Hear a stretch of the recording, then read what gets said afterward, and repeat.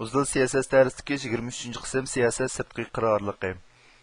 Sirtqi qirarlıqıga marjin xarakterlilik aniqlab berildi.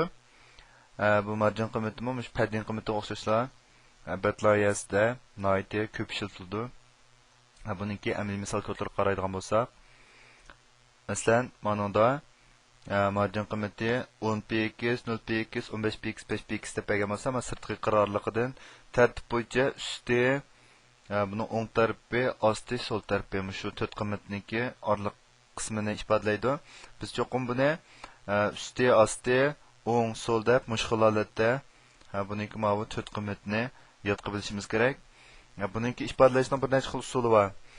Masalan, birinchisi bu marjinga 10% debla ma'qulolatdagi aniqlab berilsa, bu ostidagi ma'qulolatlar o'xshash qimmatda, ya'ni buning osti-usti o'ng sol taraflarining hammasiniki 10% ekanligini ifodalaydi. Birlam qimmat berilsa.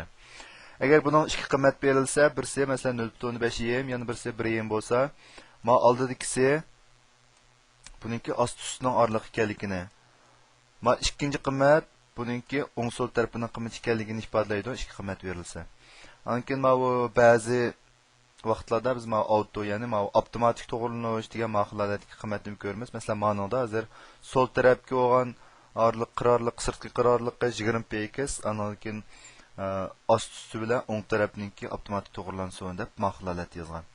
Va yoki biz masalan marjin left qimmati orqali faqat sol tarafga olgan qimmati sirtqi qirorliq qimmati 20 px deb ma'qulolatda qimmat bersak bo'ldi. Va yoki ma'qulolatda qimmat bersak, ma'niki qimmati bu ostidagi ma'noki bilan ma'noda o'xshash. Masalan, o'ng sol osti-usti shu o'xshash ma'qulolatga qimmatni ma'qulolatda bersak bo'ldi. Ma'qulolatda buni qisqartib yozishga bo'ladi.